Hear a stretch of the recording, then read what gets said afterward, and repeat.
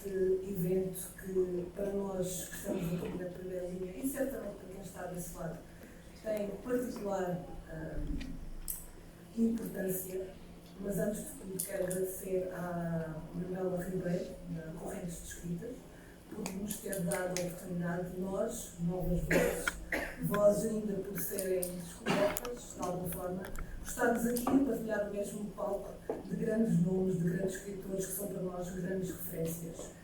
Tenho ao meu lado a Diana Almeida, diretora executiva da Palavrar. Tenho também o David Roque, que é alguém muito importante na nossa revista, que faz uma primeira leitura, a quem nós recorremos sempre que temos alguma dúvida, alguma questão. Portanto, é um dos pilares também desta revista. Para quem não conhece, a revista literária Palavrar, neste momento, é ainda uma revista digital, é verdade. É uma revista digital, mas já é a sua quarta edição e o tema deste número é a paz. E nós, desde o primeiro momento, decidimos que, sendo uma revista literária digital, que a melhor forma de a materializar seria através de eventos, neste caso ainda online, este agora não, em que a nossa proposta é fazer a leitura em voz alta desses textos. Porque na Palavrar nós celebramos a palavra, tanto a palavra escrita como a palavra lida, a palavra falada. E é isso que vão ter a oportunidade de assistir aqui. Portanto, estas novas vozes, algumas mais conhecidas do que outras, vão partilhar os seus textos, as suas criações literárias. Aquela cadeira que está ali vazia representa, de certa forma, as novas vozes ainda por descobrir e vão estar ali sentadas algumas dessas novas vozes. A Palavrar é uma revista que surgiu, é uma filha da pandemia, porque é fruto do esforço, do trabalho, do profissionalismo, da dedicação, da paixão de um grupo de pessoas que se conheceram após formações online, é verdade.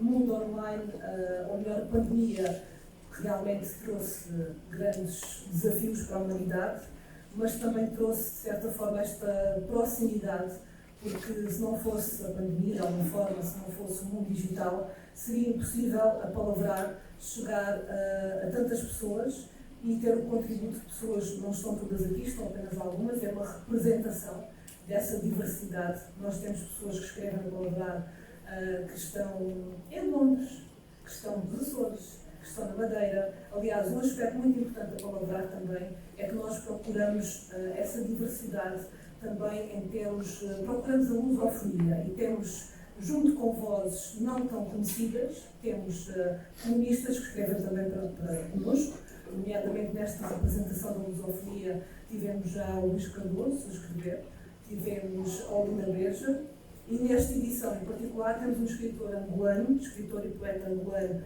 João Melo, que não pode estar presente, mas que manda cumprimentos, e que o seu texto será lido pela Ana Costa. Nesta revista literária Palavrar nós procuramos realmente essa diversidade de vozes, diversidade de temas. O que é que podem encontrar na Palavrar? Textos motivacionais, poesia, crítica literária, história da literatura, contos infantis, crónicas, artigos de opinião, biblioterapia com a Sandra Belamont.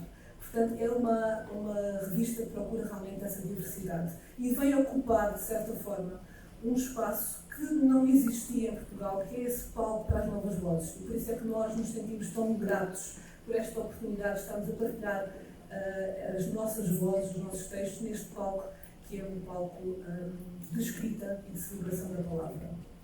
Às vezes não me esqueço de um problema, não é? Como devem imaginar, há sempre uma grande emoção associada a estar aqui, uma grande responsabilidade também. Esta revista é também, traduz de certa forma esta magia do mundo online, como eu estava a dizer, porque se não fosse o mundo online nós não poderíamos estar aqui, e tem esta procura de dar um palco para as novas vozes, mais uma vez, e o nosso mote é Palavrar, ler e escrever é resistir. E este mote, esta frase, este pensamento, veio de uma conversa da Lídia Jorge, que curiosamente ela pensa que ela não está cá, mas a esta hora também está a ser apresentada no nível onde ela escreve, portanto, mais um motivo de grande orgulho para nós, não é? Alguém que também nos inspirou, que nos inspira a nós mulheres, uma grande mulher também da escrita e da palavra, esse mote, ler, escrever e resistir, faz parte também dos princípios da palavra. Não sei se me esqueço de alguma coisa, porque a seguir vou passar a vez e a voz à Diana, que também vai falar um pouco deste conceito e da forma como nós nos sentimos envolvidos pela palavra. Depois o David Roque será o responsável por chamar cada um dos representantes, que vai ler um texto de cada uma das rubricas da palavra. A título de curiosidade, eu quero também agradecer a alguns dos comunistas que não estão aqui, mas que também o seu nome também deve constar, não posso dizer de todos, mas pelo menos desde que são alguns dos convidados, para perceberem também realmente uma revista que procura dar palco às novas vozes, mas também temos vozes já mais conhecidas, Ana Salgado, Filipe Melo, João Ventura, Júlia Domingos, Lénia Rufino, que deve estar a chegar, também vai estar aqui a ocupar aquela cadeira, Sandra Baranobre, Luís Cardoso, Tânia Ganho, Maria Luísa Francisco, James Maxilo, Mário Rufino, Marco Neves. Portanto, todos estes são nomes de comunistas, de convidados que participam e que fazem com que esta revista, são cerca de 40 autores em cada número. Nesta edição em particular são cerca de 90 páginas, já tivemos edições com mais páginas, portanto é um esforço de quem está deste lado e que olha para a palavra como uma celebração, e é isso que nós vamos fazer.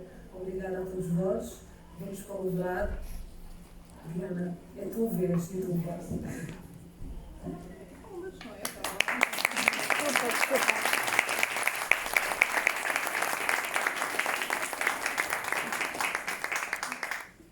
Boa tarde a todos. Muito obrigada por estarem cá. Meu nome é Diana Almeida. E este projeto da Palavra surgiu, como a Ana disse, num contexto pandémico que trouxe a todos nós experiências muito diversas e de mínimos esquisitas, estranhas. Na minha vida achei que iria estar aqui, ou que algum dia tivesse alguma coisa a ver com letras, muito menos a ver com a revista literária. Mas a verdade é que a questão, a possibilidade aconteceu, o projeto materializou-se e tem-se vindo a repetir com qualidade crescente à custa de um trabalho de paixão. Isto é uma revista amadora, chamamos-lhe assim. Exatamente. É uma revista amadora que tem o trabalho e o contributo de pessoas que gostam de ler, gostam de escrever, independentemente de estarem publicadas por editoras convencionais ou não. Temos muitos nomes conhecidos da nossa praça na escrita e temos muitos nomes desconhecidos. E temos muito trabalho nosso aqui, e gostava de falar das nossas revisoras em específico, a Ana Costa presente, a Carmen Cruz que não está e a nossa Teresa Mengerfield, que faz um trabalho extraordinário a quantos quilómetros? Não sei, é longe, mas respondem a eles com uma velocidade extraordinária. Tem sido uma experiência muito, vamos chamar de enriquecedora, já para não estar aqui a inventar uns adjetivos. E este número tem como mote a paz. Permitiu a quem colabora connosco extravasar uma série de emoções que me pareceram, à medida que fui lendo os textos e que os fui recebendo, sob o mote da paz, houve muita coisa que foi para o papel que estaria a inquietar, que estará a inquietar não só quem escreveu, mas quem poderá ler e poderá ver aquilo que temos escrito. A paz surgiu num contexto de conflito armado que se instalou na Europa recentemente, que é a referência mais direta ao motivo pelo qual escolhemos este mote. Mas a verdade é que paz são muitas coisas, paz é muito à nossa volta e dentro de nós, e isso está espelhado nos textos da Palavra. Convido-vos a ler, está disponível online. Quando não tiverem nada para fazer, estiverem à espera na fila do supermercado, vão na revista de olhos, há textos muito interessantes e que talvez ressoem em vós e que talvez vos tragam um bocadinho mais de paz, ou não, inquietação também faz parte. Espero que gostem.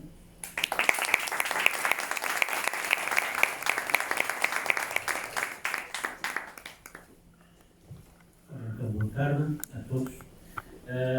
Agradecer desde já a vossa presença aqui.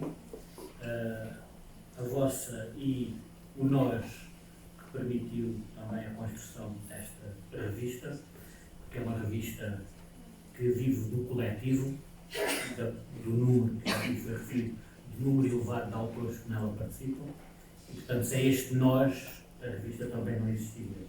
E claro que também não existiria sem os leitores, porque eu penso que aquilo que escrevemos, em grande medida, é sempre para o outro. Há um diálogo entre o escritor e o outro interessa-nos porque é alguém a quem queremos chegar. Ora, cabe-me aqui a função, sem me alongar, a função de ir chamando e apresentando alguns dos autores. Vamos ouvir alguns dos textos, que é outra característica desta nossa revista. Todos os números são apresentados, a saída de cada número é sempre feita através de um evento, de uma apresentação e de leitura, porque valorizamos muito a palavra falada, não apenas a palavra escrita, mas falada. Melhor falada, pior falada, não interessa. O que interessa é que haja essa manifestação do espírito do autor e, de preferência, falada pelo próprio autor. Podemos argumentar que nem sempre o autor é a melhor pessoa para ler o seu texto, mas tem o seu cunho próprio e isso valoriza o texto, sem dúvida nenhuma. Então, eu começava por chamar alguém que é completamente desconhecido, está aqui ao nosso lado. Este é o alinhamento, não sei quem pensou nisto, mas parece um jogo de ping-pong. A revista é composta por várias rúbricas e dentro dessas rúbricas temos vários participantes. Uma das rúbricas é Perficta Resistere, acho que é assim, porque é de latim, não percebo nada. Deveria, mas não percebo. E o título A Paz, que é precisamente aqui da nossa Diana Almeida, que vai ler aqui este pedacinho.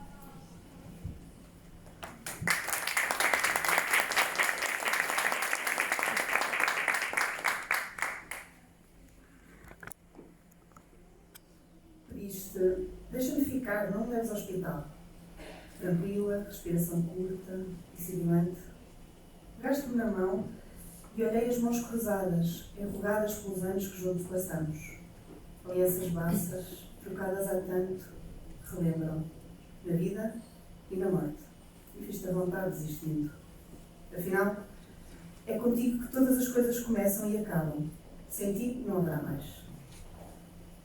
Passamos os últimos dias como temos passado os últimos meses, um com o outro, um para o outro. Pouco nos interessa o que lá fora acontece. Os meninos estão longe, afundados neles mesmos e nas famílias construídas no caos, na babela em que o mundo se transformou. Não nos podem visitar e, bem, estamos em paz com isso. Ecrãs vão trazendo as gargalhadas das crianças que pouco recordam dos avós. Os avós somos tu e eu, e estamos sozinhos. Juntos e juntos bastamos. As rotinas preenchem-nos e a tua presença ilumina-as. Estás comigo e isso chega. Aos poucos tornamos-nos mais calados, mas os nossos silêncios são repletos. Ter-te a meu lado aquece, olhar-te completa, compreendemos.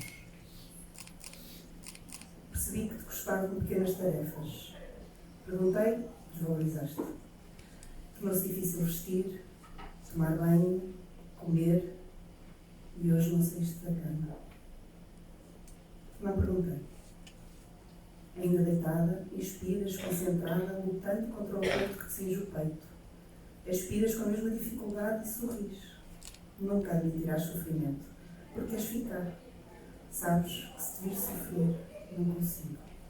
Então, lutas, empenhada. Prepara um calo simples, comes quase nada. Delicioso, sussurras, e forças um pouco mais, para a minha satisfação.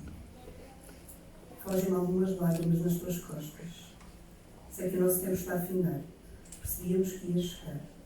Somos tão afortunados. 5 décadas de amor, romântico, sensual, partilhado com a prole e calmo, por fim. Ser em ti e tu em mim, e tivemos tanto. Consigo ouvir o sopro fino que o ar traz ao abandonar-te aos poucos. Visto um pijama confortável e sento-me ao teu lado na cama. Abro um livro, finjo ler. Sinto-te mexer e espreito. Pousas a cabeça no meu colo devagar. Tarefa pesada, cansada. Exalas, chiando. Com prazer que te reconheço entre as rugas que adornam os olhos que me guiam pela vida. E não choro. Sentirias as lágrimas, tantas a escolar, emparedadas por pânico de perder. Também tu sofres e não choras, não lamentas. Sinto-te aliviada na agonia física que te levo.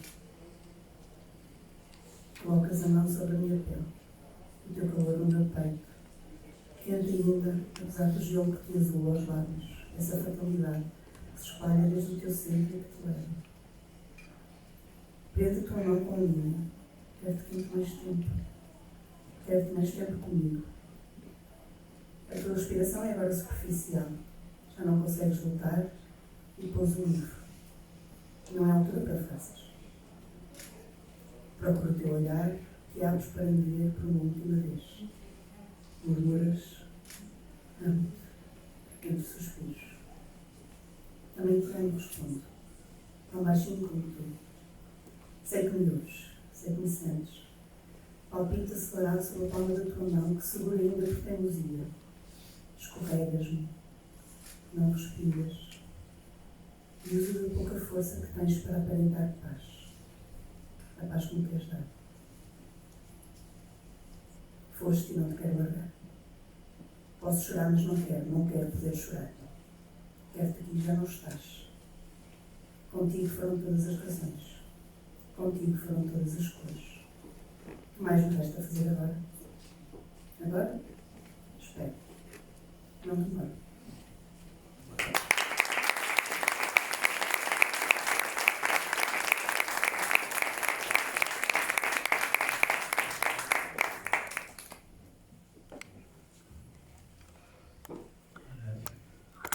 Uma das muitas variações do tema da paz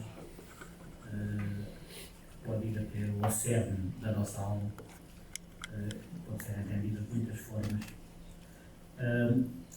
Para a rúbrica da palavra à força, com o título A Paz, chamo aqui ao palco a Margarida Constantino.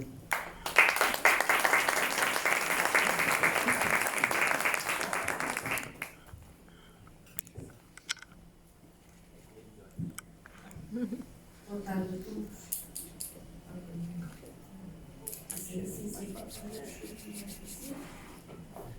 Desculpem lá a logística. Tem que se arranjar. Vou ler o meu texto motivacional acerca da paz. A paz mental só existe quando nos conectamos com a nossa essência e não oferecemos resistência a qualquer fricção que surja. Todas as religiões têm como fundamento a paz, embora algumas não a pratiquem. No Ocidente, a religião cristã aborda em muitas passagens bíblicas e nas palavras de Jesus Cristo aos apóstolos: deixo-vos a paz, dou-vos a minha paz. Se a praticarmos individualmente, não haverá razão para a violência. Esse é o segredo para uma vida com mais sentido e contribuição para a harmonia entre a humanidade. Acionar a aceitação, o perdão, o princípio da não resistência é uma forma de contribuir para a paz entre os que nos rodeiam. No vasto plano de eternidade de onde proviemos e para onde caminhamos, estar aqui e agora, neste intervalo que nos foi concedido, é uma dádiva a saborear e a compartilhar em paz. Para que aconteça, devemos saber distinguir o que é realmente importante, aceitar, perdoar e viver livre de angústia e de sentimentos negativos. Embora não sejamos indiferentes ao sofrimento humano, devemos ser capazes de neutralizar em nós mesmos a sua interferência. O cérebro está preparado para a segurança. Se detecta alguma ameaça a essa garantia, tende a intensificar os avisos recebidos para se proteger.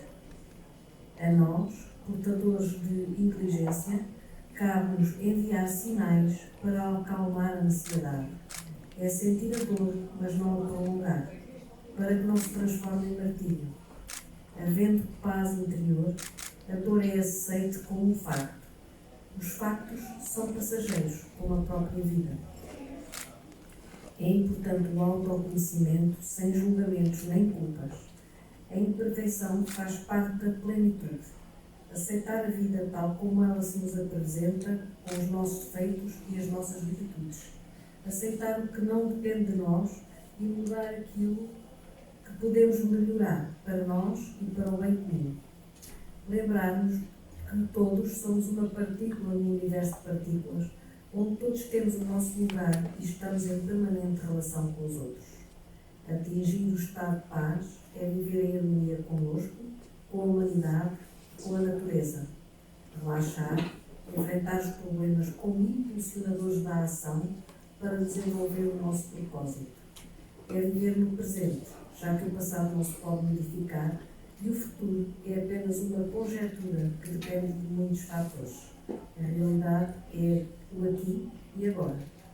As religiões, filosofias e correntes de pensamento orientais usam mantras e a meditação para limpar a mente do lixo que todos os dias nos invade. Devemos exercitar o cérebro para eliminar todos os pensamentos negativos, mesquinhos e egoístas. Ao cultivar uma mente positiva, estamos a criar bênçãos ao nosso redor. A paz é o alicerce da felicidade que se consubstancia no bem-estar emocional conosco, com o ambiente e com o mundo. Deixo-vos a minha paz.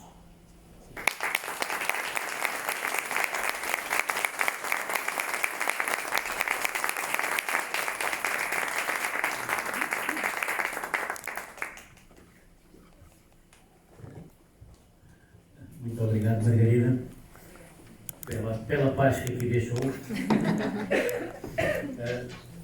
Vamos sair todos daqui a esta tarde muito mais pacíficos, certamente, pois é muita paz junta. Vamos ver se é tanta paz. Dentro da rúbrica Lusofonias, que é uma rúbrica que procura, como o próprio nome indica, extravasar a fronteira do nosso país, Portugal, para outras áreas da língua portuguesa, ou como alguns gostam de dizer, para outras línguas portuguesas. Um texto de João Melo, o soldadinho na trincheira, o soldado na trincheira pensa na paz. Claro, devido à ausência de João Melo, vamos ter aqui a Ana Costa para ler o texto.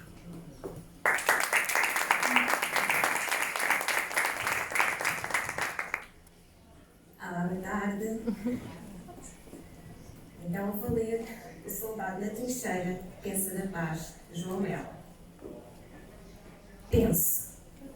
A paz ronda os meus canhões como uma ameaça. Ou a paz conspira dentro do meu duro coração. Ou então, a paz liberta e rebenta nas minhas unhas como fungos apodrecidos. Quer dizer, dorme do outro lado da minha pele camuflada. Daí que preciso estar alerta. A paz é traiçoeira. Mas pensando bem, a paz é a minha ração de combate. Se quiserdes, trocai o cedilhado pelo si. Em suma, a paz alimenta os meus sonhos na tensa escuridão das trincheiras. Por isso, ofereço o meu sangue por ela, e o meu ódio, terno e complacente como um ovos. Melhor ainda, a paz depende da convicção dos meus dedos, libertando a espoleta da prisão da ambiguidade. Aqui, a guerra pode ser inútil, mas é necessária. Digo, pois, eu preciso erguer-me sobre estes generosos corpos caídos, não esquecê-los um só minuto, até conquistar a paz que há de resgatá-los. Obrigada.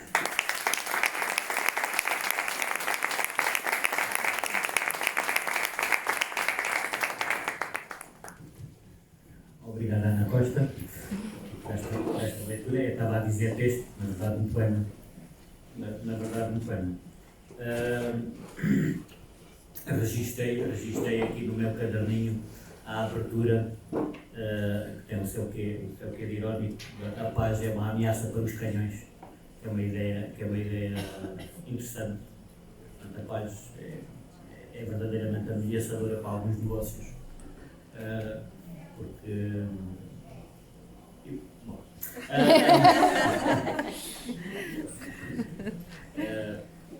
há outras políticas, há outra revista. Mas é uma ideia interessante dos canhões necessitarem do clima de agitação. Saltando do parênteses, que é o nome da. Agora fiz aqui uma buchazinha, que é o nome da rubrica seguinte, que se chama Saltando do Parênteses. Temos aqui um textozinho com aquele título curto: desde 1894, eucalipto, especiarias, laranja e lavanda. Um título curtinho. Aqui da nossa Inês Pinto, que fará o favor de ler. Agradecer já a presença. Ai, que eu estou a ver ali perdida. Olá, Marina. Agradecer a presença de todos e enviar aqui um abraço literário a todos os que estão a ver-nos por ali, por o telemóvel, as vozes que também estão aqui, mas estão espalhadas por todo o mundo. Obrigada pela vossa presença. E já agora, mãe, percebes agora porque é que eu tenho tantos livros? Percebes? Pronto, era só para justificar. Vamos lá então. Seria a terceira vez que me acontecia. Dei por mim a voltar atrás e seguir pelo corredor dos produtos de higiene. O bulício do hipermercado marcava o som dos meus passos hesitantes. Fiquei de frente para a prateleira. Uma infinidade de sabonetes desfilava e eu, sem perceber a razão, de me sentir colada a um aroma. Sim, era um perfume tocante, aquele que me prendia nas últimas idas às compras. Muitos de nós já se sentiram impelidos a descobrir a razão de uma qualquer memória ou evento despertar uma tempestade.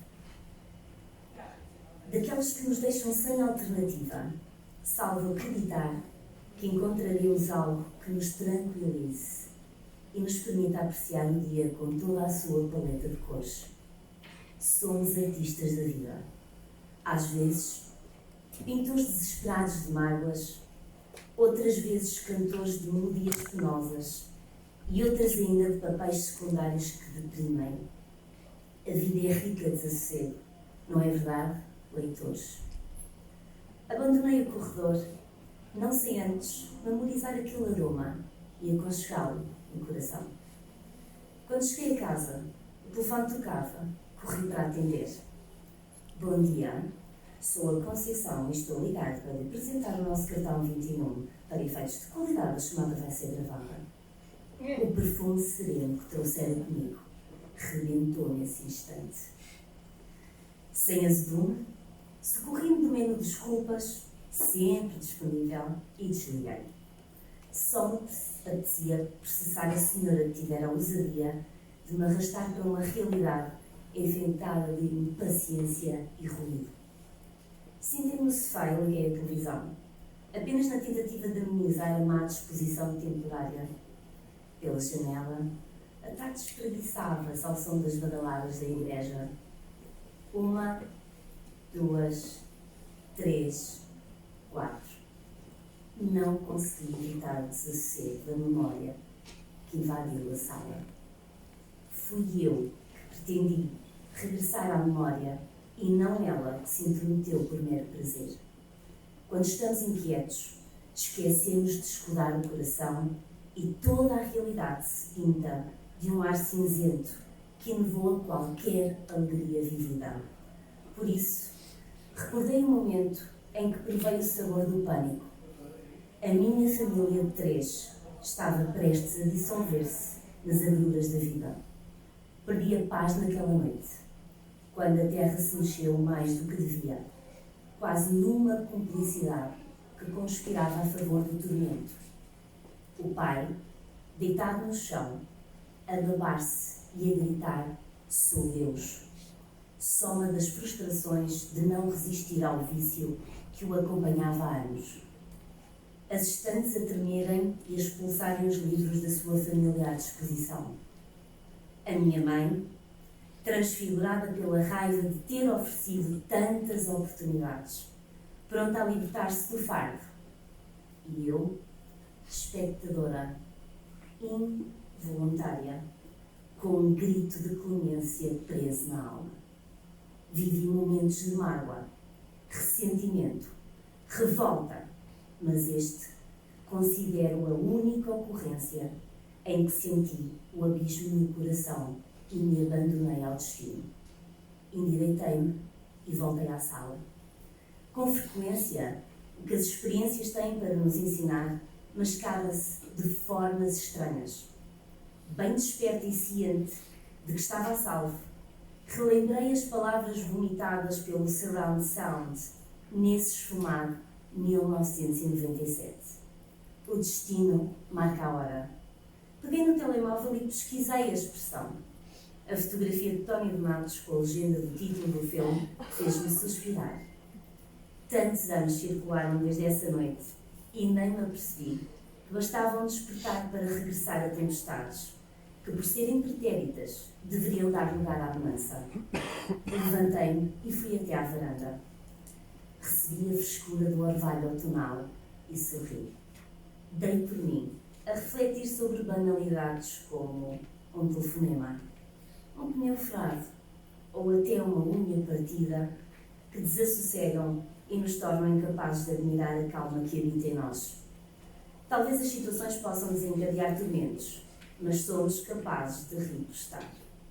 Nem que seja porque acreditamos que é possível. O telefone voltou a tocar. Revirei os olhos, com vontade de resmungar. Olhei para as horas. A mãe já chegou do trabalho. Precisava de ouvir a sua voz. Após os cumprimentos habituais, perguntei-lhe sobre o filme. O que acontecera na noite do tremor de terra ao som e o destino marca a hora? Pretendia acalmar o coração. Desejava anular o que aquela memória, truque do inconsciente, me oferecera, mas os segundos de silêncio da mãe falaram por si. Percebi que vivera de facto o assombro de ver a minha família de três desfeita pelo som espirrado da violência. Agora que penso nisso, apercebo-me que nunca falámos sobre a força que nos empurrou para a felicidade de hoje. Mas continuemos. Para aligerar o ambiente, contei-lhe sobre o meu comportamento caricato frente à prateleira dos sabonetes. Ela desatou a rir e só repetia: é impossível. És muito pequena. Contou-me que devia ser um sabonete que a avó comprava aos senhores das vendas a despique na romaria da aldeia. Prometeu-me que oferecia um Chipre Imperial. Desde 1984, eucalipto, especiarias, laranja e lavanda. Em poucos dias recebi o retângulo aromático e a doçura da vida espalhou-se por todas as minhas células. Como é possível uma recordação de infância, após milhares de dias nascidos, ter o poder de me envolver numa calmaria tão vibrante? Hoje, o aroma da serenidade descansa na estante perto da minha secretária. Sempre que as descidas do meu percurso me obrigam a colocar as mãos nos joelhos, quase pronta a desistir, pego no sabonete e inspiro o seu poder tranquilizador que me recorda quem fui, mas sobretudo quem sou. Confesso que não quis ver o filme. Se não me faz olhar em frente e encontrar o caminho no meio das tempestades, não me importa. Acredito que quando ressoarem as badaladas da vida, o aroma do sabonete brindar-me-á com a tranquilidade já conquistada. É este o dom das simplicidades que decoram a nossa vida. Obrigada.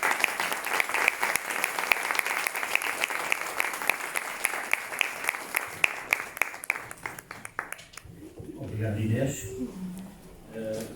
Por nos lembrares que a vida é rica em desassossego, já dizia o Bernardo, e que muitas vezes as tempestades pretéritas continuam a abanar os nossos telhados. E agora passo aqui a outra rúbrica da revista, a Gazeta Criativa, com o título deste texto, o escritor como protagonista, e chamo aqui à mesa o David Roque. Não sei se mantém nesta cadeira ou para aquela. Acho que é mais para aquela. Agora fiquei muito confuso. Um pequeno texto sobre escrita criativa e o papel, no fundo, do autor na criação escrita, vamos dizer assim. Então, o escritor como protagonista. O escritor é a pessoa dotada de sentidos que o ligam ao exterior: tato, audição, paladar, cheiro e visão. Veículos que o transportam para o seio da realidade, a complexa trama do cozido à portuguesa, a textura, o sabor, o cheiro, o som da cozinha que alquimiza a matéria bruta e o tinir dos talheres durante a refeição. E além da tangibilidade das 5 pontos que o ligam ao mundo, o escritor dispõe ainda do senso de si próprio. Sensações, emoções, sentimentos e pensamento, formas físico-mentais de perceber e intervir no mundo. A imaginação não irrompe do nada. Sabemos-lo, requer toda uma carga de estímulos que brotam da própria vida do escrevente. Mais rica a vida exterior, ou a vida subjetiva do ficcionista, mais majestosa e plena é a escrita. O escritor escreve sempre a si próprio, na obra que concebe. Borges dizia que toda a ficção é autobiográfica e ninguém o pode negar. É através do que ouço e leio que adquiro o léxico e a sintase que irei utilizar nas narrativas que construo. É através do que vejo que imagino cenários e personagens, enredos e acontecimentos. Pelo que podemos concluir que a personagem primeira de todo o romance é o escritor que a concebe. Que o concebe. Porque é dele o sangue de vida que enche as letras, as frases, os parágrafos, todo o texto. Sem esta dação, o romance é um conjunto de folhas brancas onde nada existe nem acontece. Para os que desejam ser escritores, saibam que são a vossa disciplina, vontade e imaginação os pilares fundadores da escrita. Quem não se conhece e não se dá por inteiro à ficção, também não constrói com profundidade o romance. Em todo o bocadinho de escrita está presente o protagonista da história, o autor. Como pode ser isto aproveitado para entrar ou progredir no exigente mundo das letras? É simples e difícil. O escritor deve garantir que está vivo, que se mantém vivo e que, estando com os sentidos do corpo e da alma apontados para o mundo, é capaz de verter de forma acrescentada e pessoal para a folha. A grandeza da escrita de Camões reside na espetacularidade da vida de Camões, o escritor que com a carne, os olhos e o pensamento viveu o seu tempo na plenitude. O mesmo de essa Pessoa, Agostina, Saramago, Bronte, Zola, Amado, Tolstói. Quem, estando morto, pode criar vida? A lição a retirar é: vive para escreveres. Na dupla acessão. Primeiro, goza e usufrui a vida. Não de forma passiva e dormente, mas com sentidos e mente despertos. E segundo, aplica grande parte da energia existencial no ofício de escritor, sendo a escrita outra vida. Alcançada a consciência da importância de estar desperto, o escritor protagonista saberá construir personagens credíveis e enredos convincentes, num estilo de contar próprio, fruto da natureza íntima e irrepetível da vida individual. Todo o escritor é um ser único. Obrigado.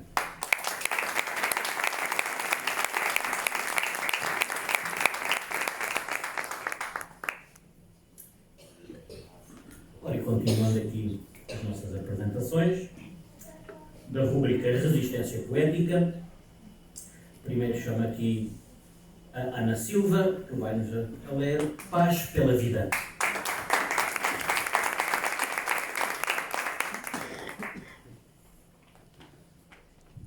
Obrigada.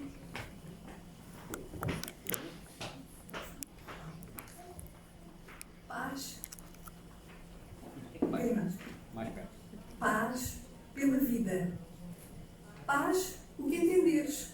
Começa ou recomeça se for preciso. Acolhe a diferença, abraça causas, levanta o braço e diz que és capaz. Paz, o que souberes. Olha à tua volta, escuta, compreende, supera-te a cada novo dia. Promete ficar para ajudar. Paz, o teu melhor. Sem vergonha de chorar, com coragem para ter medo. Jura que nunca serás indiferente. Paz, o que acreditas. Sem julgar quem não te segue, mesmo que atravesses desertos, protesta sem reservas contra as injustiças. Paz, o que é preciso, sem mágoa do que não foi feito. Acredita na força da tua voz e nunca deixa de dizer basta. Paz, mais e melhor. Sem falsas promessas, não esperes saber sempre o que fazer, mas aparece também nos dias tristes. Paz pelos outros e por ti. Partilha abraços, espalha esperança, perdoa, cuida-te, faz e volta a prometer que nunca serás indiferente ao sofrimento. Obrigada.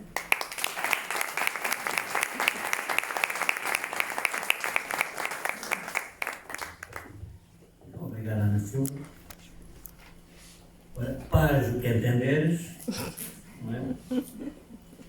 Pasemos então ao poema seguinte, de José Mendes, Acha.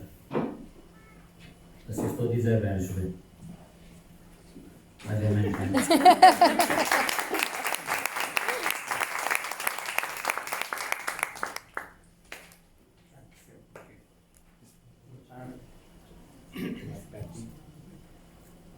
Aisha é uma menina que vive numa aldeia barriga por tempestades, mesmo sem rio ou mar. As cabras dóceis pastam no tempo. A linguagem da tristeza instalou-se. Os sorrisos perderam o seu poder redentor. Só há pedras fustigadas pelo vento.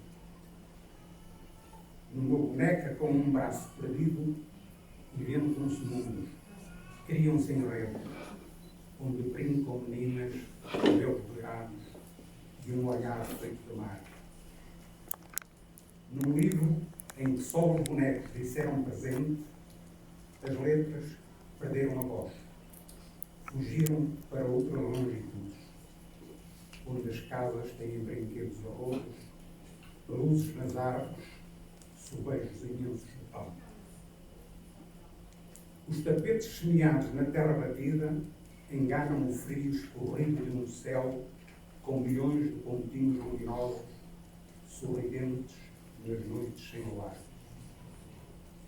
Na escola, as janelas não têm vidros.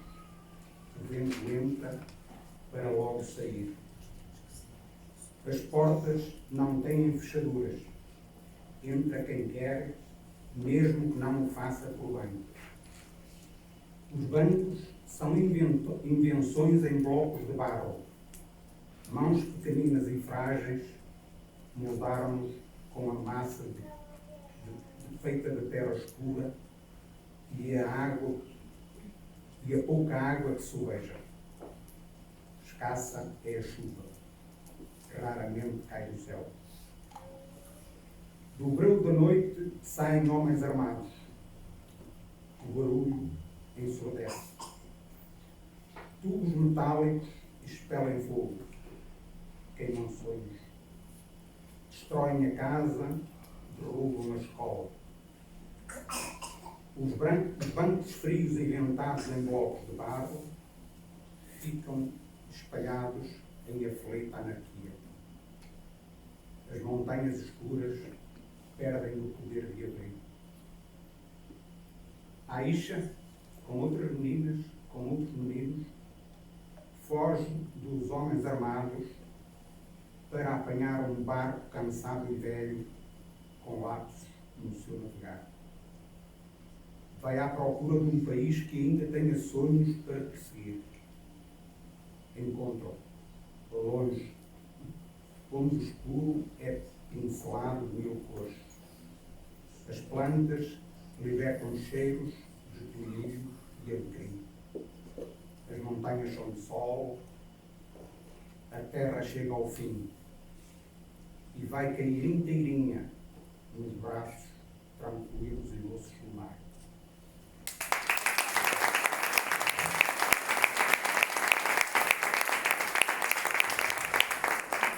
Obrigado, José Mendes. As nossas letras não perderam a voz e prosseguiram com a Margarida Correia, que vai ler Finding Neverland.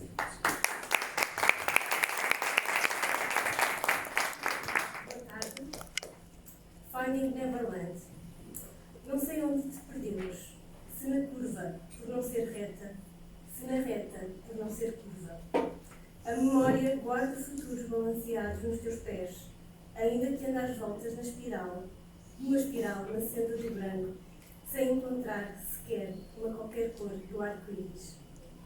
Soltas o vento que apontamos às mãos dos outros, na esperança de reconhecermos o X no mapa desordenado, escondido no pó que trazes no corpo. E vais somando ramos de oliveiras que enrolas aos dedos nessa persistência tão tua. Quase como um desassombro, vemos-te a todas as horas. E, no entanto, devemos-te as noites que não dormes.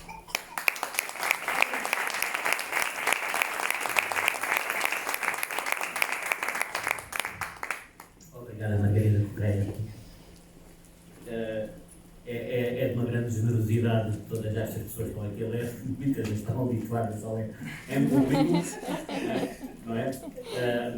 Normalmente somos mais escritores de secretária do que propriamente dizedores da palavra, ou dizentes da palavra, mas também faz parte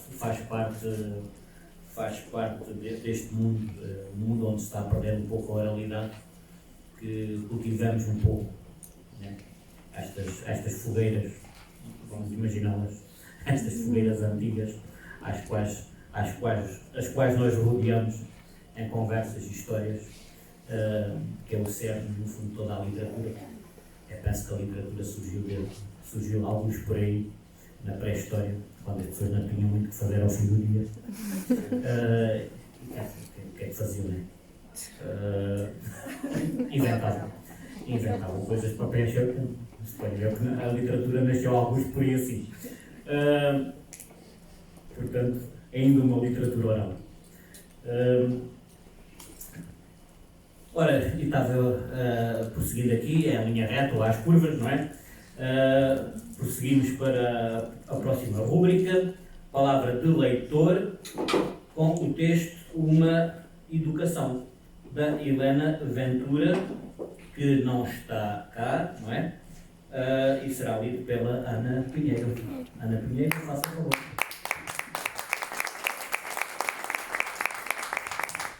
Boa tarde a todos. Eu vou então ler o texto da Helena Ventura, Uma Educação.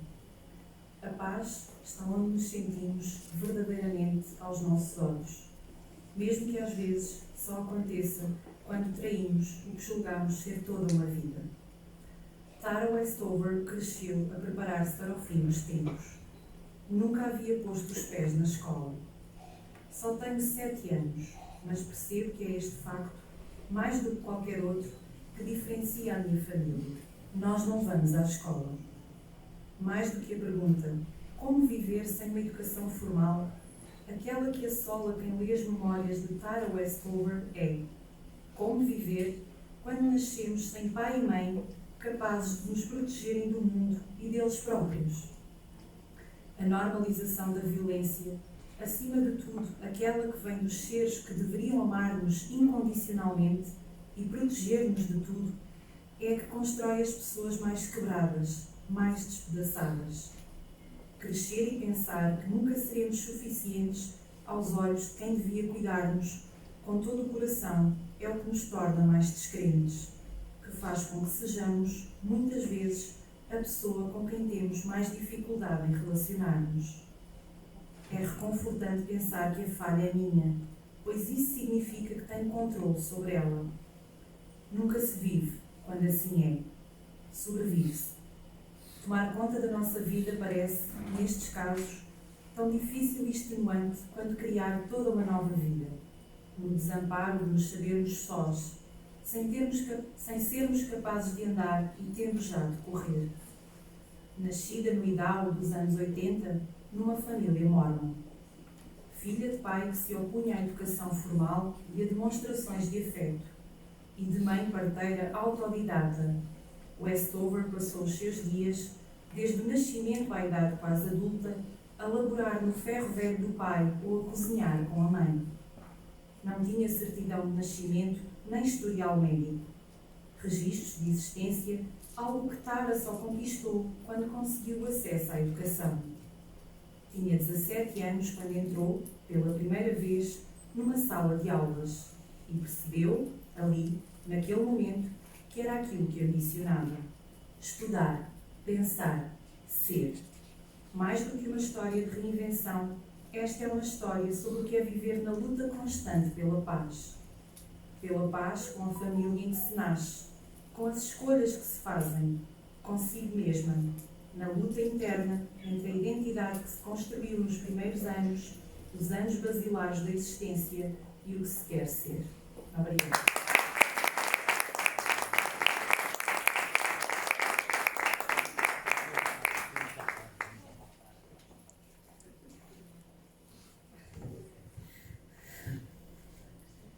Ora, temos que nos ir preparando para o fim dos tempos, não é? O fim dos tempos de leitura, não é que não são os outros. Ainda está a continuar aqui mais uns amigos, depois logo se vê. Mas os tempos de leitura infelizmente são limitados e, portanto, aqui o nosso tempo tem que ser aproveitado. Então, prosseguimos para a rúbrica Sententia. Dizem uns, sentença dirão outros, portanto do latim aplicado. E o título do texto que vamos ouvir é Escrever é o oposto de ter paz, da Lénia Rufino. Lénia Rufino, faça favor.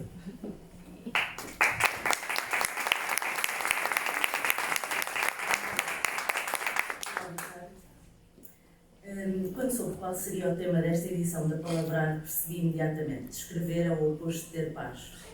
É impossível viver em paz quando temos milhares de personagens a cirandar dentro de nós. É impossível ter paz quando as histórias imploram por ser contadas, quando a urgência de bater com os dedos nas teclas nos levanta da cama a deshoras e nos obriga a abrir as comportas para deixar fluir os enredos. A paz é um nirvana inalcançável para quem escreve, ou quase.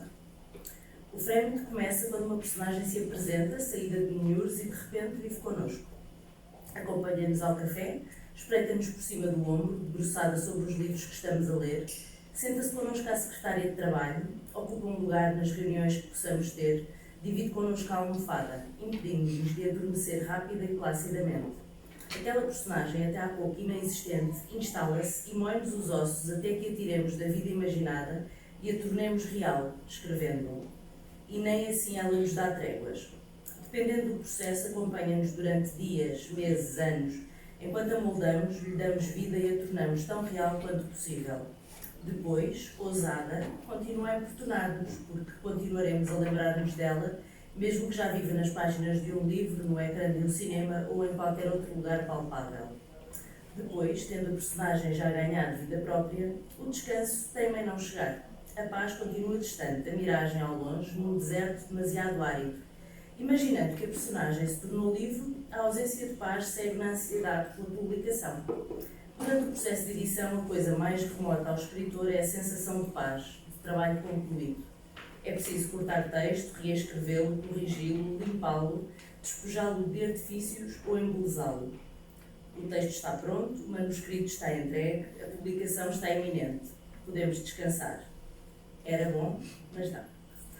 Ainda não é aqui que o escritor atinge aquele estado prazeroso que nos leva à paz, porque a seguir há a angústia da recepção que o livro vai ter pelo público. E a personagem, teoricamente já sossegada no canto dela, nas dezenas ou centenas de páginas que lhe demos para habitar, volta a vir dormir connosco, importunando-nos com a incerteza. Será que as pessoas vão gostar do que escrevemos? Será que o livro funciona? Será que a história está no ponto que imaginámos? Será que demos uma vida digna àquela personagem e às outras que a acompanham? A dada altura, o escritor acabará por acalmar. O tempo passa e vai diluindo esta ansiedade corrosiva. E é nesse momento, quando a paz já é um vislumbre mais próximo, que outra personagem, outro enredo, outra história, se acercam do escritor e lhe saltam para o ombro, tornando-se a sombra com que ele terá de viver durante dias, meses, anos, até que o processo se repita e regresse à vida do escritor aquele estado que é, em tudo, o oposto da paz.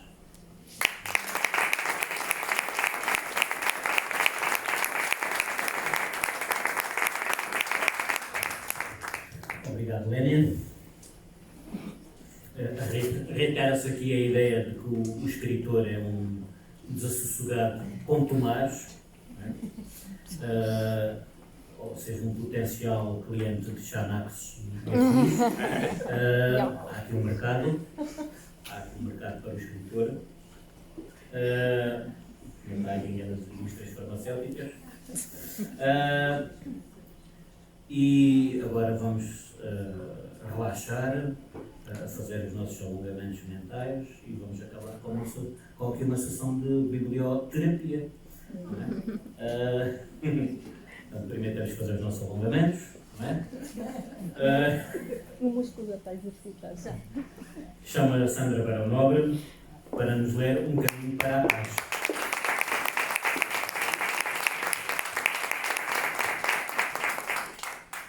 Olá, boa tarde a todos. Obrigada, David. Então, Um Caminho para a Paz. Há um ano fazia votos para que a leveza que sentia a cada leitura de Tudo é Possível fosse sentida também por vós em 2022. E este livro Tudo é Possível, abro aqui um parênteses para vos dizer que é de um autor norte-americano chamado Kobi Yamada e é um livro infantil-juvenil, mas é um grande livro. Não podia suspeitar que estávamos a dias do rebentar de uma guerra na Europa, da consequente calamidade humanitária e do agravar do custo de vida, dificuldades que vieram acumular-se aos traumas da pandemia e às demais vicissitudes do cotidiano. Até para um otimista por natureza está a ser difícil manter o otimismo. Foi talvez este o meu desabafo mais frequente em 2022. Isto num ano que me proporcionou muitas alegrias e conquistas. A título estritamente pessoal, não tenho queixas. Consegui inclusivamente alcançar a tal leveza e viver momentos de profunda serenidade. Quando? Sobretudo ao viajar e ao ler. Atividades irmãs, porque quando viajo, leio o mundo e quando leio, viajo sem sair do lugar. Foi com os livros, 66 ao todo, que pude libertar-me durante horas do peso da nossa realidade, respirar fundo e apaziguar-me. A biblioterapeuta belga Regine de Tombel defende que o leitor, levado pela página, escapa pelo menos temporariamente à angústia, à tristeza, quando as suas ruminações são capturadas pelas peripécias que a narrativa lhe impõe. No mesmo sentido, o filósofo francês Michel de Montaigne escreveu: "Nunca tive um desgosto que uma hora de leitura não tivesse dissipado." Com estes raciocínios, nem de Campbell nem Montaigne fazem a apologia da alienação, um argumento com o qual me provocam ao dizerem: "Cuidado, há vida para além dos livros", como se o prazer de nos perdermos na leitura fizesse de quem lê muito uma espécie de morto-vivo. No tocante à biblioterapia, escape e alienação são estados distintos. O escape é eminentemente benigno e alcançado por pessoas em princípio saudáveis. A alienação pode evidenciar uma patologia que exija a intervenção de um profissional de saúde. Numa aparente oposição entre Campbell e Montaigne, vejo por vezes citar Franz Kafka, que em 1904 escreveu: "Acho que só devemos ler o tipo de livros que nos ferem e trespassam. Se o livro que estamos a ler não nos acorda como uma pancada na cabeça, por que o lemos? Nós precisamos de livros que nos afetem como um desastre, que nos magoem profundamente. Um livro tem de ser como um machado para quebrar o mar de gelo que há dentro de nós." Então, no que ficamos? Nos livros que permitem dissipar desgostos e escapar às angústias, tristezas e ruminações, ou nos livros que nos ferem, trespassam, quebram e acordam? A verdade é que os primeiros não se opõem aos segundos. Todos têm potencial catártico, isto é, a capacidade para suscitar e apaziguar emoções, o que resulta numa espécie de purga e na sensação de libertação, serenidade e harmonia própria de uma pessoa saudável. Regina Campbell explica: "A leitura dá acesso às mesmas emoções que na vida real. Mas como esta experiência é vivida pelo prisma de uma representação estética, ela é desprovida de violência e dor. A fruição estética constitui esta descarga apaziguadora que liberta o homem da violência do real, ao mesmo tempo que o insere num movimento de reinterpretação do sentido do mundo e lhe permite a aquisição de defesas psicológicas contra os acontecimentos. Assim, ler ou ouvir ler uma boa história pode ser, no mínimo, um caminho para a paz individual. Mesmo quando as histórias provocam abanões que não deixam pedra sobre pedra, porque às vezes há raspagens teóricas, filosóficas ou ficcionais que são libertadoras. Sai-nos um peso das costas, enchemos os pulmões de ar, ganhamos fôlego e sentimos-nos capazes de perspectivar um outro presente e um outro futuro. Para 2023, apesar de tudo, reitero os meus votos. Que a paz esteja convosco e os bons livros e as boas histórias também. Obrigada.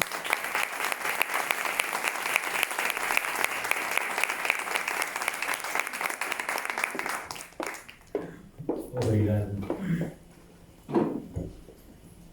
Agora, já aqui devidamente biblioterapizados, e chegando aqui ao final das nossas palavras, deste palavrar que estivemos a fazer, pela minha parte agradeço a presença de todos vós e deixo-vos aqui com as palavras finais da Analita. Obrigado.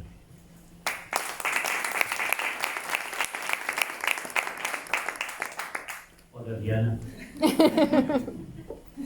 Obrigada por não se terem levantado, por terem estado connosco este tempo todo. Espero que tenham gostado. Incito mais uma vez a visitarem os nossos textos online e mantenham-se connosco. Mais episódios virão.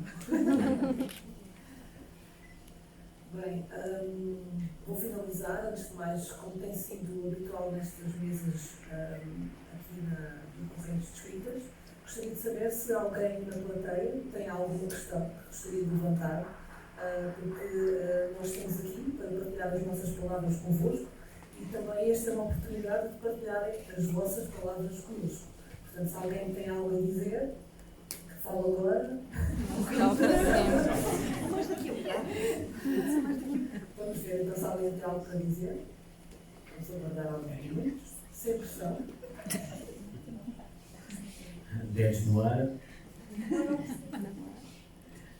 Bem, parece que não, que ninguém tem nada a dizer.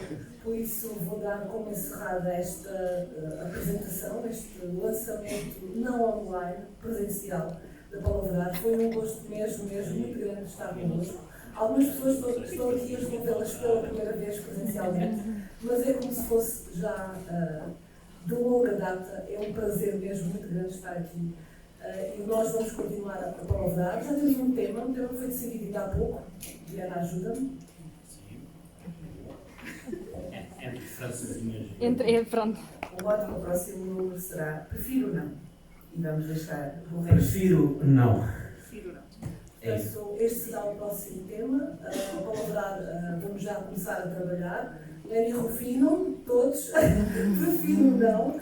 E a Sandra Barão Lopes, todos os autores aqui presentes e os que estão a assistir também via online. Vamos começar a trabalhar, esperem por nós, portanto, palavrar, ler, escrever e resistir. Muito obrigada a todos.